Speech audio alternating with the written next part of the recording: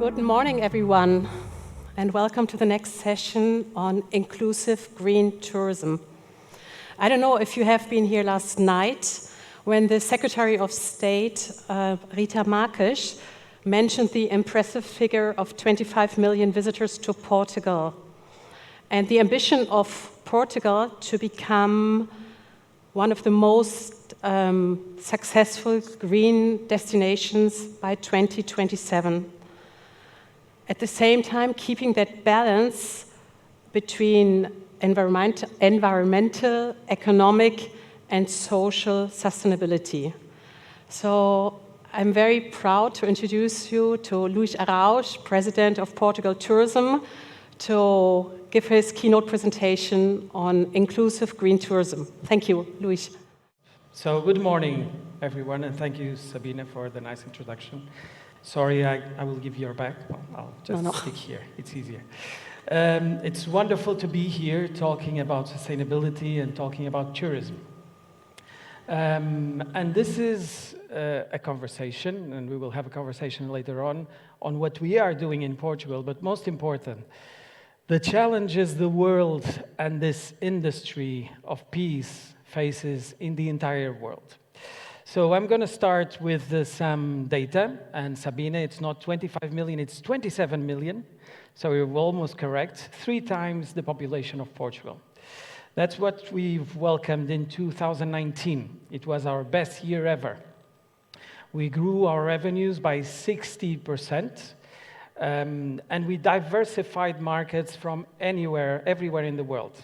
We have also increased our tourism in the regions that were not as touristic, and we had the lowest seasonality rate ever. But this was 2019, thanks to a strategy that we developed in 2017 until 27, that had sustainability at its core. And then 2020 came, and we had to change. We all did. We changed the tourists we were looking for, we changed the segments, we changed the markets, we looked inside to our internal market, and we did a lot of different campaigns promoting Portugal for digital nomads, for Portuguese, etc. This was 2020, and 2 years have passed, and these 2 years have shown us that we needed to think differently also in terms of offer. What kind of offer do we have to give? What kind of public should we attract? And that's why our campaigns have also changed. We're not promoting a country or a region or a way of life. And yes, we have a wonderful way of life. We're promoting our contemporary art, our literature, our history based on the cycling and walking trails, our artisans, our paths of faith, different materials and different contents that have to do with what we are, with our authenticity. With this, we will have much more people aware of our country and not just of our destination. Surfing is a good example. Surfing has been supported by the Portuguese Turismo Portugal for many years, and we have changed the way we promote. We've changed so hard that we have now committed with the World Surf League that the surfboards that will be used in official competitions by 2028 will have 0 impact worldwide. This is the kind of campaigns and promotion we are doing. But we have a bigger problem as an industry. We're always seen either as the victims or the villains of everything that happens in the world. And this has to change.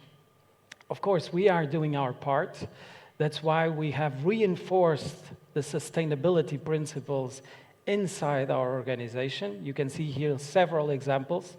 Developing the offer. Yes, we have to change our enterprises, the way they give their product to our tourists. We have to help them financially, and we don't give any financial support to any industry that does not show, or any enterprise that does not prove they are sustainable. That's why we have this program here, 360, to support enterprises, and we have already more than 2 billion revenues of enterprises in Portugal, more than 80 enterprises, representing more than 15,000 workers that are enrolled in this program. We train people, more than 160,000 trained in Portugal during these terrible 2 years on sustainability and digital, and many other activities, from regulation to, of course, as you have seen, promotion. In terms of regulation, it's impossible to have a 5-star hotel that has no sustainability principles. We cannot have hotels that focus their activity on the kind of slipper they have inside their bedrooms, or if they have 24-hour reception, but they don't care about the planet or about people. And that's why we have launched this. Our priorities, of course, are to promote a responsible tourism, and yes, we want to be one of the most sustainable destinations in the world. That's part of our commitment. And how do we do that? By changing the attitude of the entire value chain. It's not just about changing the way our hotels, our restaurants, our rent-a-cars work. We need to change also the mindset of those who visit us. And this is something that we're very keen on. That's why very recently we launched a campaign called Tomorrow is Today, Act Today to Change Tomorrow. A campaign that was in our 5 main markets, and I brought you a video to understand a little bit what we are talking about.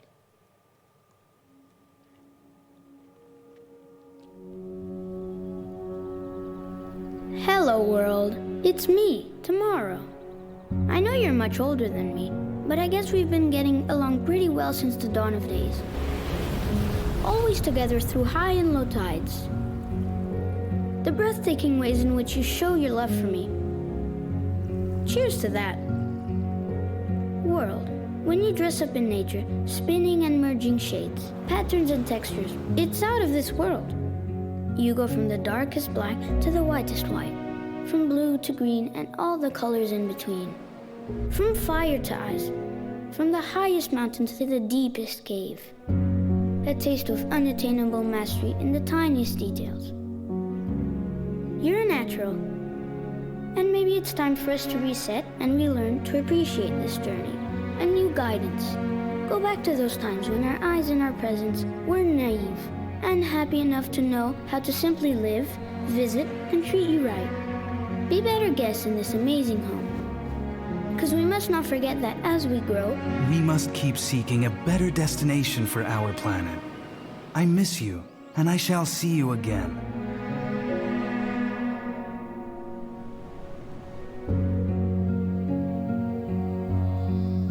Let's change today, and we will keep visiting tomorrow.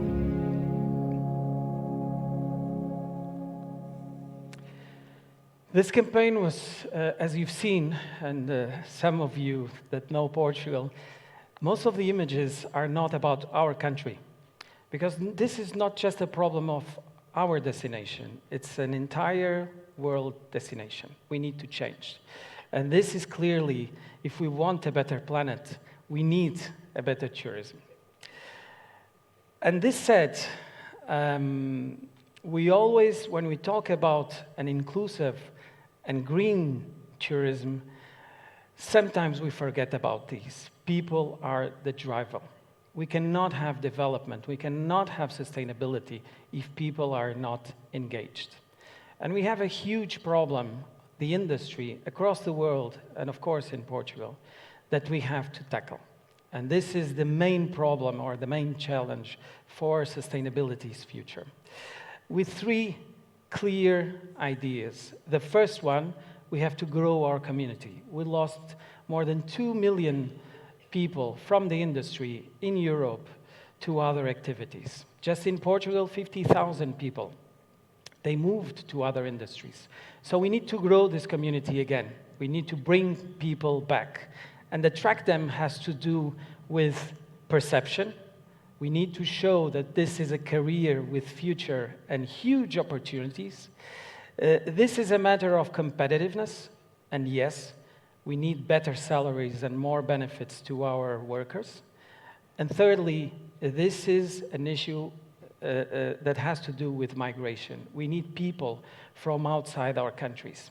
We cannot have a continent that still treats migrants as people to reject, and we don't incorporate them immediately in our society. Our industry would benefit a lot with this. But this has also to do with this, how we take care of our people. And now I'm talking our industries people, the ones that work in all the industry across the sector. And this is just a signal or a brief map of who we are. 58% women, 29% in job for less than 2 years compared with other industries inside Europe. 18% with lower education, 17% in other industries. We're young people, a lot of foreign citizens with temporary contracts. So in order to change this, we have to change also the way we treat the ones that work for us, with 4 very simple things that have to do with retention. How do we retain people? How do we make them more loyal? And the first one has to do with supporting diversity. We cannot have an industry that has 58% of women working in this industry, but then their salaries are lower in average than the ones from men. We cannot have companies, and this is a study that was done for the 100 biggest travel and tourism enterprises in the world. Only 17% of the C-level positions are occupied by women, and only 4 of them have CEOs that are women. 4 in 100. This has to change. And I'm not even talking about diversity of other kinds. There was a wonderful saying that says that diversity is inviting someone different to a party. Inclusion is inviting that same person to dance. We're not dancing a lot right now. The second one has to do with win-win training. We cannot train people for the sake of our profit, of our efficiency. We have to train people for the sake of people, regardless of what we need in our enterprise, or preferably joining both. The third one is adding value. How do we add value to their lives? How do we understand their needs and address those needs immediately? And the fourth one, build loyalty. I'm sure we all have many loyalty cards in our pocket. Many enterprises have loyalty cards for consumers. There's none loyalty program for internal consumers, for workers. This can be done in tourism.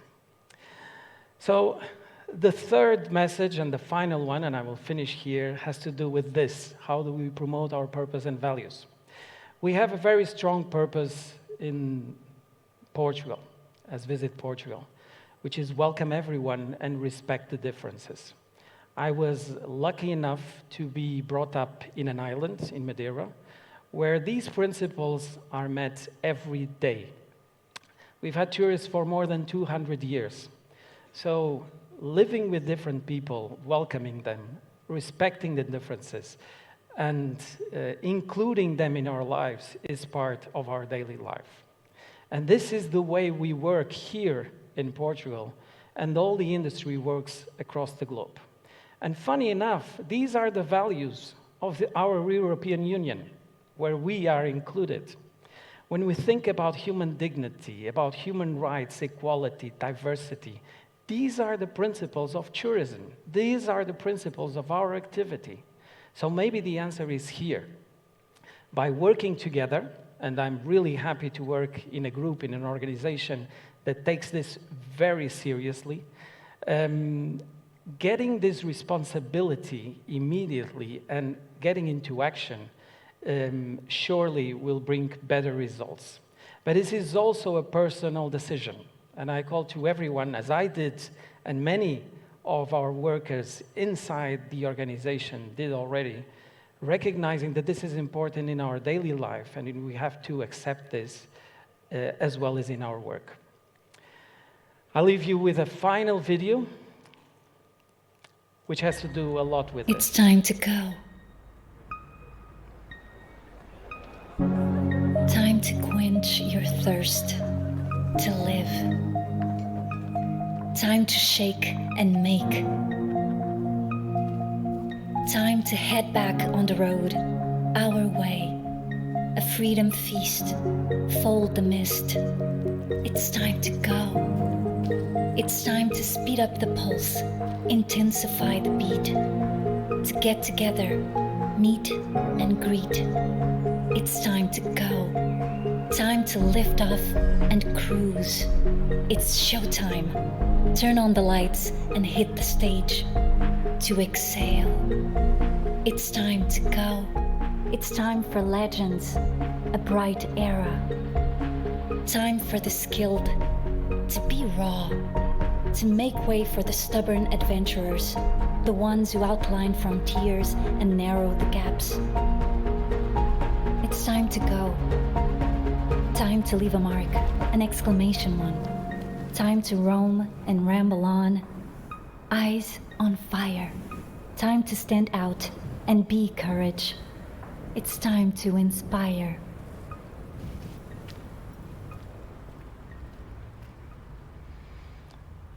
Thank you so much. Is it here? Yes. If you allow me, I would like to ask Luís one follow-up question before moving and inviting our other guests. I listened very carefully to what you said, Luís, and you gave a very honest picture on the inclusiveness, and you want to return workforce, you want to increase their loyalty, you want to attract them and maintain them. You mentioned diversity. What are very concrete measures which are taken already now, right now, at this very moment in Portugal? Well, this is clearly, and I understand it's not easy, especially after 2 very difficult years. But we will never have the change we need if we don't take care of this part of the equation. And most of the times we're really worried on how to improve our environmental efficiency, we forget about people. I gave a few examples. Training, we're developing many programs of training for any worker in Portugal. We have a digital academy that has more than 180,000 people enrolled. We're stimulating enterprises to understand this. And I think the best example is we have to be, as we say, the stick and the carrot. We're changing regulation, giving benefits to those who accept or enroll, for instance, diversity inside their enterprises. The ESGs are fundamental. The financial system won't accept enterprises that are not sustainable in the 3 pillars, definitely.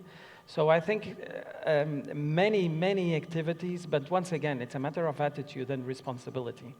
And the focus here is addressing this responsibility very clearly. Sometimes we don't do that. Thank you very much, Luís. We will follow up on this later. In the meantime, I would like to ask our 3 other panelists to join this, to join the floor. So I have the pleasure to welcome Judith Volker. Judith is the founder and the CEO of the Magical Places. She has a long experience and history in hospitality herself. So she will be the first guest we will speak to. Later, unfortunately, Mario Soccatelli, who was supposed to join us this morning from Colombia, we had some problems, so he cannot join us. But we have found a wonderful friend who is going to replace him, which is Alvise Migotto. Alvise is joining us from Brazil as well. Some of you might know him because he's already on the speakers person. His life he has been dedicating to the Amazon, and he has been traveling around the world with exhibitions, promoting and protecting the Amazons, finding solutions for the problems of the Amazon, and he will present his new project to us. And finally, we have online Mr. Eduard Müller. I don't know if he's already with us. Eduard, buenos dias. Good morning. Good Buenos morning. dias. Bom dia. Yes. Eduard is the founder of the UCI University in San Jose, Costa Rica. He's joining us from there today. We will speak with him about the regenerative tourism, which is some kind of evolution of the sustainable tourism. So thank you, Eduard, for joining us. Let's sit down and let's start with Judith. Judith, we're all curious, what are the magical places? Of course, it's already in the name. Yes. It's about creating magic. In fact, magical places is a concept for using hospitality as a tool of bringing change in a region. And it is a new business model. Only, I say business model as it is a holistic approach for adding value and being sustainable in, of course, environmental, social, and economical sense. So magical places is really also an example of when we are talking about regenerative tourism. When I listen to you, Judith, it sounds like the magical places is a concept that you would like to implement. Exactly. And we are in Portugal. So yes. Why Portugal? Because it's a fantastic country, and I'm thanking for the heartwarming speech before, because that's hearing that. I know magical places could take place here. And also I was very touched by the fact that Turismo Portugal is focusing on people, because it's about people, it's about employees, it's creating new ways of living together almost, and hospitality can be an art, a type of doing that. And could you be please a little bit more specific? What would a magical place look like? That's a good question, because I know there is a lot of theory, and there's also a lot of theory behind it. And I'm relating to a value system. It's from Richard Barrett. I don't know, maybe it's known here. And it's comparable to the Maslow, so it's linking to the upper layers. And there is the important values are alignment, collaboration, and contribution. So that's the theory. And in praxis, we are looking into maybe a little small historic village in a rural area in Portugal. Okay. And looking, okay, what are the needs there? There is maybe no work and only elderly people still living there. There is no basic infrastructure anymore, or less, like maybe no supermarket or healthcare services. So how can the presence of an hospitality project, like a sort of resort, sustaining this place? So you're starting really listening to the people there. What are their needs? And how can we add value on different points? So see nature, see legacy in cultural traditions, artisans, whatever also is there as knowledge to integrate in the project, that you are really sustainable in adding value and not having negative impact on the region. So it's a model where you use experiences also for guests, because that's also what you in the end offering for what before very clear, also beautiful in the video, with giving people back and using what is there in a positive way. So basically, in a nutshell, you're looking for, let's say, abandoned villages, for example, in Portugal. Yes. And bring them back to life? Yes, so revitalizing. But not in an invasive way, like maybe we have done it in the past, No. but really using everything which is there. Yes. And you mentioned the word resort. Yeah. Could you just be a bit more explicit on that? Yeah, I don't like myself the word resort so much, so maybe I call it a hotel hamlet.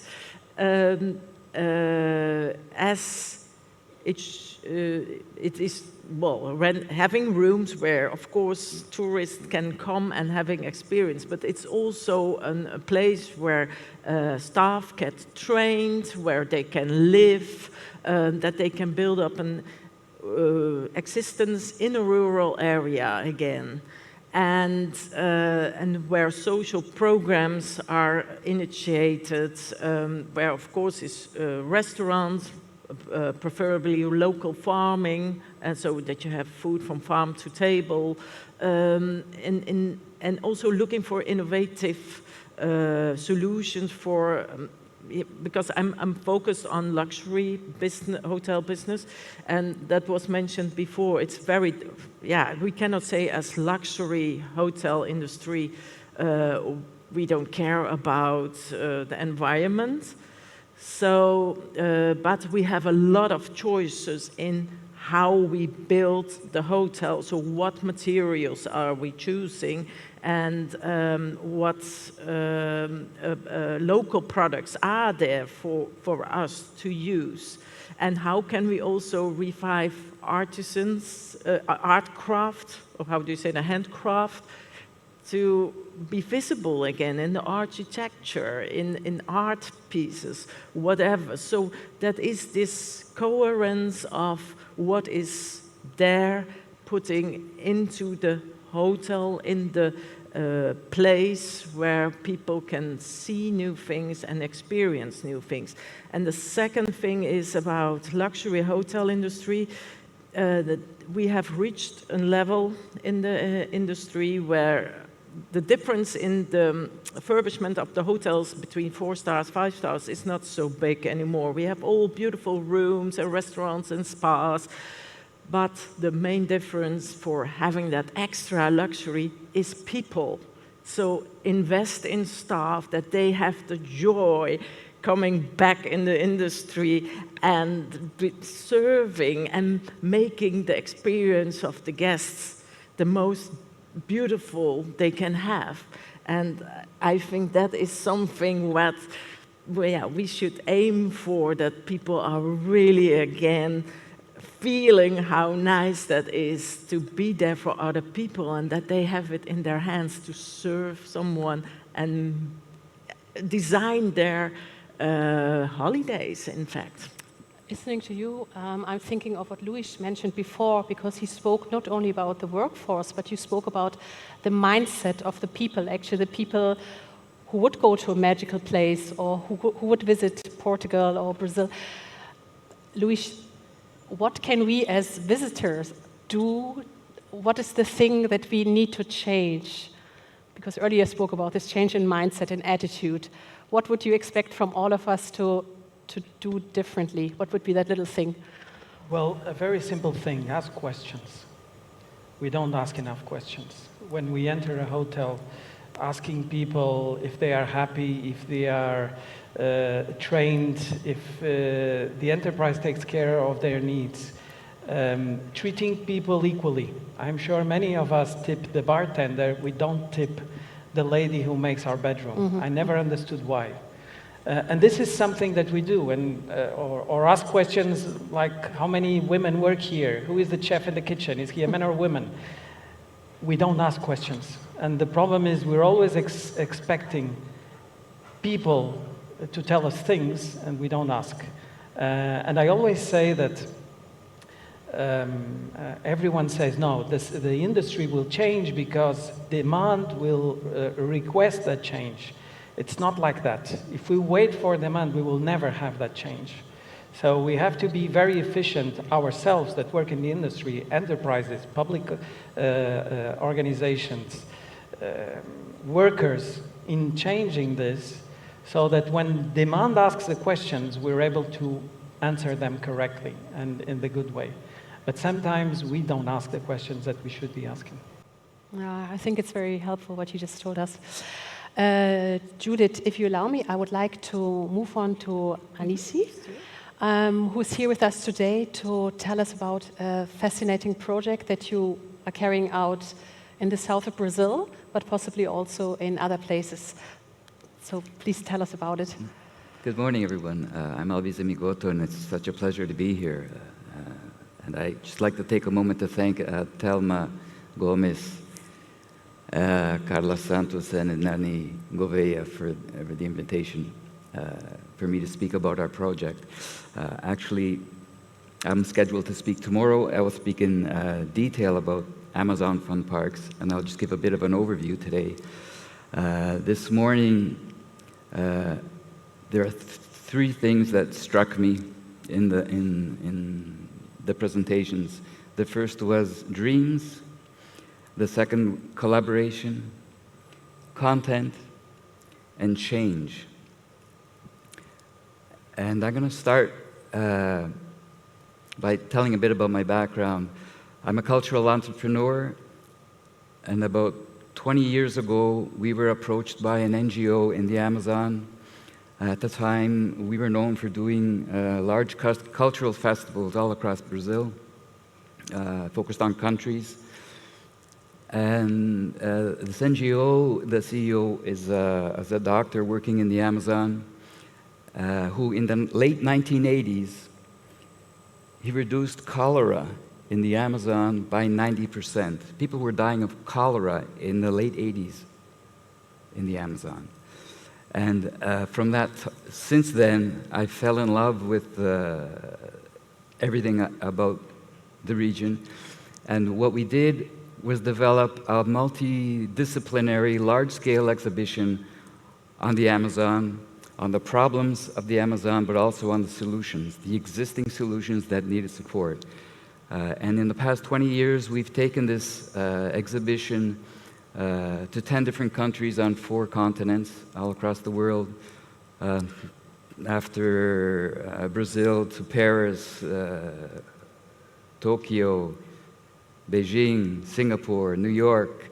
We were at Cancun for the COP16 in Mexico in 2010, where actually we developed and created the Brazil Pavilion, and the exhibition was held in this pavilion there.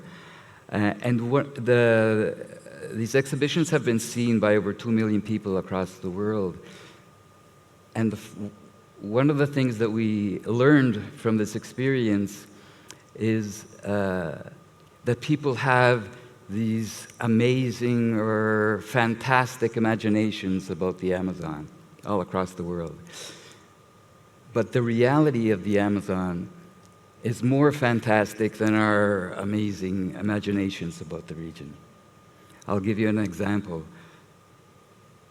A 20-meter tall tree, which is probably taller than this ceiling that in this room that we're in, can pump 1,000 liters of water into the atmosphere per day. Now, trees in the Amazon, they can reach up to 90 meters in height. But the average, let's say it's 10 meters. 10 meters is still almost as high as the ceiling. So a 10-meter tall tree can produce 500 liters of water. And this water is pumped into the atmosphere in a system that the way it's described was developed by Antonio Nobri, who is a climate scientist in Brazil. And he calls the process of this pumping of water through the trees in the forest as flying rivers, because this water is carried by the currents all across the globe, and it reaches as far as the northern hemisphere. And it is responsible for rain. And in this process, we see that the Amazon is not the lungs of the world so much as it is the air conditioner of the world. The Amazon is the climate regulator of the world. And so if we look at last year, in 2021, we lost 500 million trees in the Amazon to deforestation. And that resulted in 250 billion liters of water that was not pumped into the atmosphere. And as a result, in Brazil, we had regions that had serious drought problems. And this affects not only the region in Brazil. For example, the Sierra Nevada mountain range receives 50% of the precipitation from these flying rivers in the Amazon. So the Amazon is not just, what happens in the Amazon is not reflected, not only reflected in the rest of the world. What happens around the world is also has an impact on the Amazon. So, and Antonio Nobili, when we presented our exhibition in 2008 in New York, it became 4 exhibitions, and the first one was at the United Nations headquarters on climate. And in 2008, he was saying that even if we don't cut any more trees in the Amazon, but the rest of the world keeps on with the same model of consumption, it's all going to turn to desert anyway. So, and that was 2008. And he said in 10 years, we're going to see the effects of this. And we're now in 2022, and we're seeing them with the flooding, drought, wildfires. And so we are all, in this way, we're all connected. The amount of water that is pumped up from the Amazon, from the trees in the Amazon, is equal to the volume of the water in the Amazon River, which is 20% of the fresh water that flows into the oceans in the world. And so we see that the impact that we have on the Amazon is directly related to the impact that the Amazon has on the rest of the world. And so in our exhibitions, we were always dreaming of finding a way of making the content. I mean, we can talk for weeks about the content, scientific content, biodiversity, the cultural content of the Amazon, but it will only really scratch the surface. And so what we were always dreaming about is having a permanent home for this content. And after 20 years, we found someone who approached us to develop a concept for a real estate complex, which is a resort hotel together with a theme park based on the Amazon. And our first project was developed for New York, but because of the pandemic, that's been on hold. So we've now started in Brazil. Construction will begin in 2023 for a resort where the business model is that we'll have a hotel that's going to be sold as a fractional property, so it's like a second home, a holiday home, and in the shared economy model. And the funds from the sales of these apartments will make it possible for us to build a theme park. And the theme park will provide continuity on the business, so it'll be a sustainable business. And the idea is that we take this content from the Amazon through the park and build this in other parts of the world as well. So our dream is to Amazonize the world. Many people talk about the Amazon as being an international heritage. We need to internationalize the Amazon. And Brazilians get very nervous about this idea. So our idea is to Amazonize the world. So we want to take this content in the form of entertainment or edutainment in the theme park, which will include in all the installations or the attractions, there will be a science center which will show as well, present projects in the Amazon, scientific studies in the Amazon. And in the park, it'll be presented as edutainment, be it for games, for rides, in immersive installations. And so we're starting in Brazil. Construction will begin in 2023. And then we move on to New York. We have plans to be in Nevada, and possibly we have already begun talks about having the first Amazon fun parks in Europe, here in Portugal. Alvise, sorry to interrupt you. Probably this is on the mind of all of us when we hear Alvise speaking, and he gives the rather gloomy picture of what is going on in the Amazon, and with his concept of Amazonization, the Amazonization of, how he says, to Amazonize the world, to which extent do these fun parks contribute to a solution of what is really going on? Because I'm sure there's a close link. Yes, and that's the reason why we started the first exhibition was produced, because even in Brazil, at that time, people didn't know the reality of the Amazon, what was really going on there. It's a different universe. And so these exhibitions have been, over the years, produced together with the main institutions who work in the Amazon, be they government institutions, private institutions, third sector, national, international institutions, scientific studies.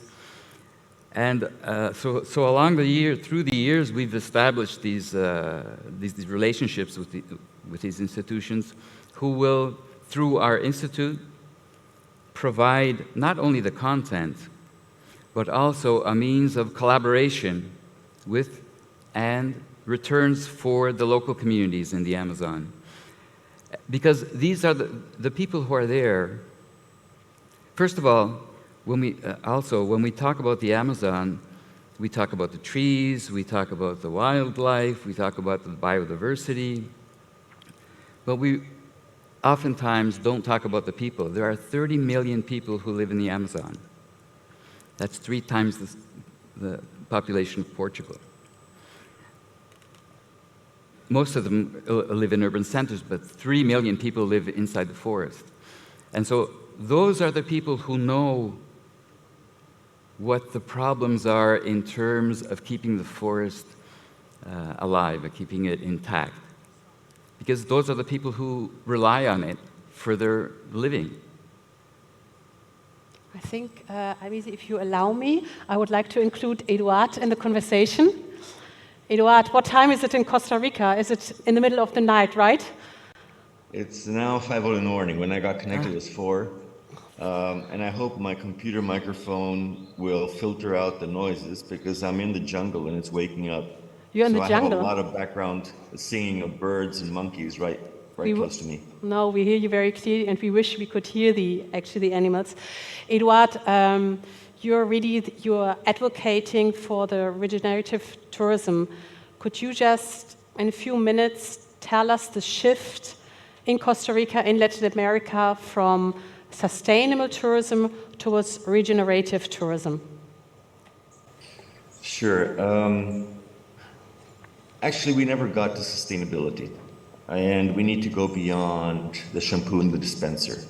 We need to go beyond the recycling. We need to go beyond reducing carbon emissions. Right now, if we look at the planetary boundaries approach, which was published by the Stockholm Resilience Center since 2009, the latest version of the 9 planetary boundaries, which would guarantee that humans survive on the planet, we've surpassed 6 of them in the high-risk area. And probably the most important one, and one of the less spoken ones, is biodiversity loss. Latin America, which is a biodiversity hotspot in the world, has lost 94% of the abundance of biodiversity. Not species, but the abundance of biodiversity. And when I was a kid, we'd go out to the field and we had to come and scrape the windshield from insects. That hasn't happened in 20-some years. So the whole world is changing. We're looking at sea level rise. We're looking at a bunch of things that are happening. And something similar between Portugal and Costa Rica, we also passed the digital nomads law, and now we have the surfers coming in. So we're shifting from a seasonal tourism that came to see birds and be on the beaches to a permanent tourism, which is displacing a lot of the local population. And actually, we're looking at red tides in the ocean for the last 2 years. And basically, the biodiversity of the ocean is dying. So we're having this massive change in the way we actually knew how to manage tourism. So basically, we need to shift our activities in a way that no matter what happens, a business needs to have positive outcomes, not minimize impacts, but positive outcomes for biodiversity, positive outcomes for the community, and positive outcomes for business. So we need to bring in these new dimensions. I'm talking about society, not only the well-being, the livelihoods, but I'm talking about culture. And I'm not here talking about postcard culture, I'm talking about living culture. The ability of local populations not to be displaced and actually value their traditions, their cooking, their local production. We need to focus on eliminating the big logistic chains which the tourism industry built up, where our people on the coast basically are fed through big companies that bring food from around the world and channel it to the tourism sector, and whatever is left over can be then distributed for the local population. We need to move to a situation where local production is consumed locally. And that requires a whole new setup of community development cooperatives to be able to have the local people included in the economy and not just cleaning bathrooms and making beds and making the gardens. So we're talking about a process of inclusion, and we're talking about a process of changing the way tourists perceive it. So we're looking at a movement more away from interpretation, like tour guides and these are this bird and this is this plant, to actually interaction. So people that come to visit leave with a learning process. They have a possibility to interact not only with the local buildings and nature, but also with the local people without affecting that. But this requires several things that the industry has sometimes trouble in realizing. One is we are nature, so we are part of nature. We were taught that we can use nature. We're taught that we have to reduce the impact in nature. Nature will take care of itself. We need to learn how to work with nature, and we need to bring the biomimicry processes into the way we structure our businesses. And the tourism industry has moved away from nature in that sense. And as I said, it's beyond the shampoo and the dispenser. We need holistic approaches. And this is where tourism has a huge advantage over other industries, because it has to be dealt with holistically. We need to work with culture. We need to work with society. We need to actually work even with spirituality. Another thing we're looking at is the exponential changes. So we were taught to think in a linear fashion, in a reductionist process. And we're seeing changes that are exponential. Sea level rise. I don't know if you saw a group of Israeli scientists that are now predicting that by 2050 we'll have 1 meter sea level rise. That will eliminate the last beaches in Costa Rica. We already lost the beaches on the Caribbean side to sea level rise. The forest is actually falling into the ocean. And we're still seeing all these urban developments on the coast, which will be underwater in 20, 30 years, maybe even before. And I think the key is to be able to unlearn. We need to learn to unlearn. We need to learn to look at things differently. I don't know if you're aware of the 3 horizons methodology, but to move to a 3rd horizon of regeneration, we really need to see what has to be kept from this 1st horizon of this paradigm. There are some good things, but most of it is unfit for purpose. So to be able to move to a regenerative system, we really have to start changing our institutional thinking. Even universities have to move on to a really transdisciplinary approach, bioregional approach, where we bring in economists, anthropologists, biologists to work together on specific problems. We cannot keep on solving issues from a Ministry of Tourism that is separate from the Ministry of Environment, that has nothing to do with the Ministry of Agriculture, to a different way of managing the bioregional approaches. So this whole transition is focused on bioregions. It's focused on valuing the local customs, the local culture, valuing the local people, making them part of it, because the way tourism was developed over the last at least 4 or 5 governments was increasing the number of tourists. So what happened is actually we lost quality in tourism. We gained numbers, but we lost quality. And instead of a tourist coming and spending $130 a day, which was what they spent 20 years ago, they're now spending $60 a day, and we have 10 times the impact. So we're at 3 million tourists, and before we had less than a million, and those 3 million tourists are bringing in less money. And the total volume is more, but what's left is a lot less. The impacts are growing exponentially. The number of the whole process of food and waste, a tourist consumes a lot more than a local person, and we're just not set to be able to deal with this. For example, the urban development that we're seeing, Portugal probably is using older buildings that are being now recycled. In our case, it's new construction. And we're seeing constructions happening right on the side of national parks.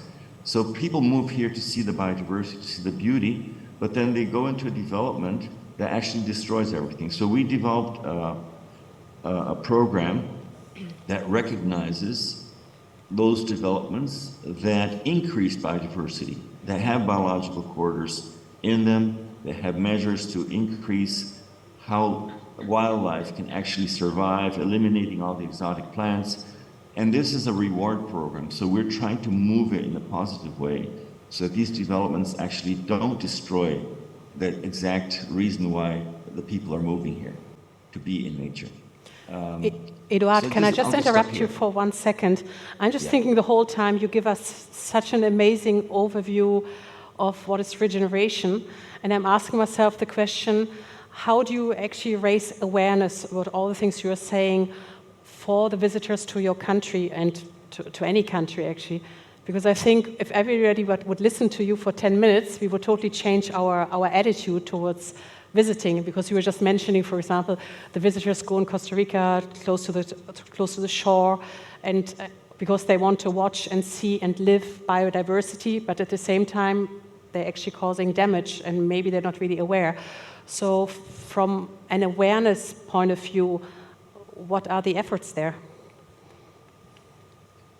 Yeah, it's actually working with the local industry, convincing, for example, or allowing things to change. We're supporting a marine program where fishermen actually, when they catch the fish, they take a photo, it's uploaded to an app, and they check for the size, they check for species to see that species is available that time of the year for fishing. And then the chefs at the hotels and restaurants can actually purchase a specific fish that has been caught under perfect conditions. And that then starts changing the attitude of the hotel itself, really strengthening the local fishermen so they don't have to overfish, and that a big intermediary company buys that fish, takes it to San Jose and sends it back to the coast. This allows the fishermen to be able to fish less, they get a better pay for their money. And then the tourist also is participating in this. He can actually choose from the app which fish he wants to eat. He knows that it was fished sustainably, regeneratively, actually increasing fish populations, not just limiting the reduction of fish stock.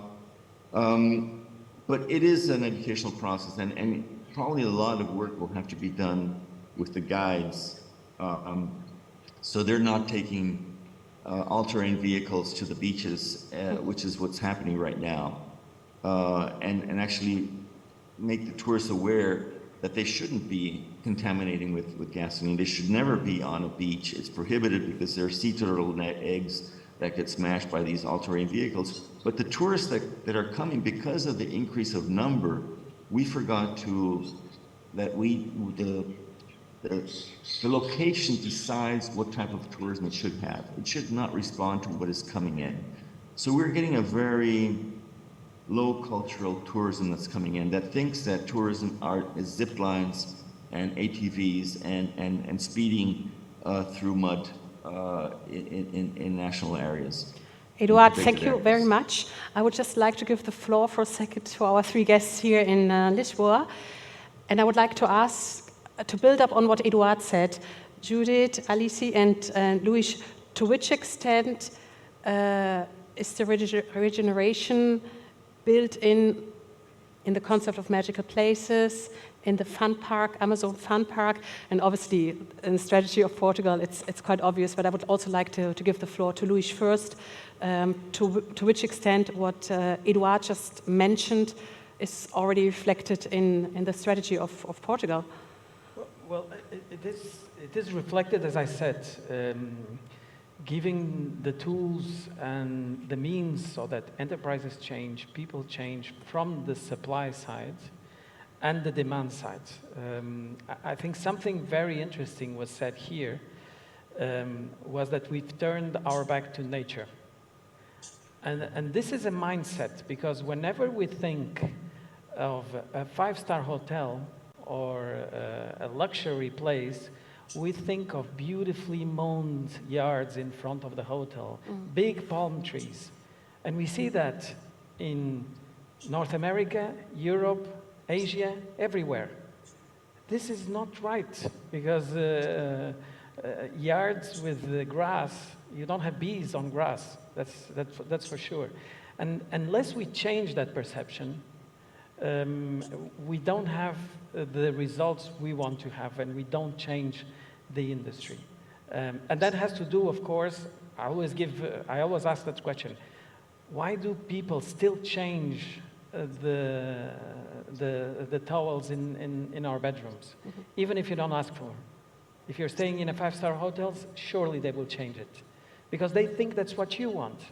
So unless we start saying, I don't want, and I refuse to come back, then people won't change. And I think this is a completely different mindset that has to do with both working on the demand side and the supply side. And sometimes we only focus on the supply side, and we forget that this is all connected, and there's a bigger purpose for everything. Yeah, as Eduard said, we are nature. Alvise, for your fun parks, in which extent is the regenerative movement reflected in there? Exactly. First of all, I'd like to emphasize that our project is not in the Amazon. We're prepared for our first project to receive about 2 million visitors per year. We don't want 2 million visitors in the Amazon forest. There's not the infrastructure there to receive these kinds of numbers of visitors. You will not be able to see the Amazon is a vast area. You will not be able to see the kinds of content that we are presenting in the theme park in the Amazon. The purpose of the theme park is to raise awareness, to change our attitudes, or to develop our attitudes and our interaction with the region. Then maybe we can go visit the Amazon, but in a different kind of way, not to go to a five-star hotel with the mowed lawns and the palm trees. That's not what the Amazon is all about. And that relationship, our relationship with the Amazon and the Amazon with us, it shows us that we need to change our concept of what we believe is a lifestyle, our lifestyle. What is our lifestyle all about? What is the impact of our lifestyle? And today with the Instagram culture, we're not influenced by the right things. We're influenced by, what we see on Instagram in a 30-second flash or on a TikTok 30-second video. But that's not enough for us to understand what the real issues are in terms of sustainability, in terms of our relationship with the planet. So I think in tourism is an experience where people have their guards down, let's say, and they are more open to receive information and to see how they can change their lives. Also because when you're on vacation, you're out of your daily routine, so you can see another perspective on life. And I think that's what our project is all about.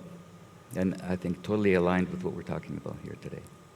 Judith, as the magical places, you're in the implementing phase. You So you're in a very good position to actually implement from the very start the regeneration. Maybe you can elaborate a little bit on that. Yeah, it's of course that first of all is listening. What is there? What do the people want? What is for them important? And they have knowledge about the region. So also preserve the local culture and working with that. And I think you can, as a hotel or any accommodation structure, decide, okay, what is my philosophy, and doing things and presenting it differently as maybe people are used to it, but tell them why you're doing it. So some locations are having limitations in, is it water supply or maybe certain foods or transport or whatever. So play with it in a positive way, and they will understand and they will enjoy it, because in that sense you are able to make a transformative experience for them. And it's different, because I think most people are getting, in many structures, the same thing served, and having the courage to choose and adapt and not just having positive impact on the environment and working with local people, then you are able to really give that new experience, inspiring people, and that they come back and cherishing the moment. Thank you so much, Judith. I think what Judith really just pointed out, it's not anymore about the industry and the tourist. There really goes a big shift to the local community, and in the end, to this very holistic approach. Eduard, when I look at the image, I don't know what's going on, but either we have talked already for such a long time, but somehow it became day. Is it daytime now? I started in total darkness. Yes, because it was pitch dark when we started the conversation, and now it's day. So I actually don't have a watch, so I don't know if you're already running out of time. So I like to come to a closing. I would like to give all of the four of you the opportunity for some last thoughts on, let's say, 5 years from now, inclusive green tourism. What is your outlook? I start with Eduard. Yeah, one of the principles that I follow in regeneration is from Buckminster Fuller. And he said, if you want to change a system, don't fight the system, build a better one that will make the old one obsolete. And I think that is very clear what we have to do. It's very difficult to fight the system. There are lots of interests and lots of things already established. So we are actually developing at the bioregional level positive examples that start shifting the mindset both of the tourist as well as local community as well as the businessman, and generating a change from the bottom up. And I think as tourists will start experiencing these new living processes and learning from them, and actually going back home with a different mindset, being mindful of his surroundings, both in nature and community, I think this will start changing the demand.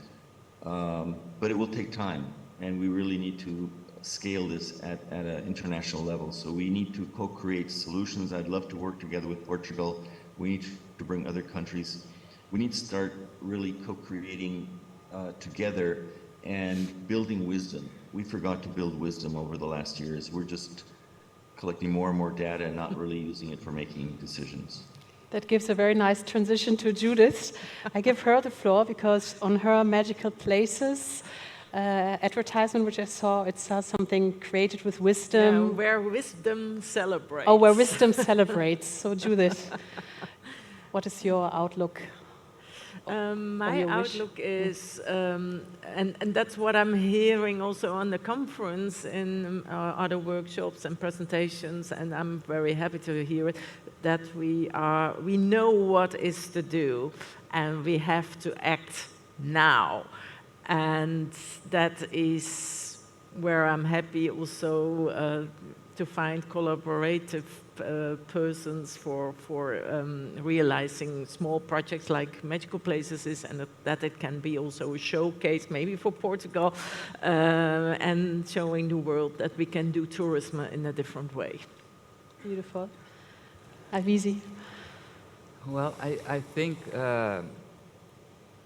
now we're in a place where we are starting to see that we need to change our values. And I think this is one of the first things that can be reflected in the tourism industry.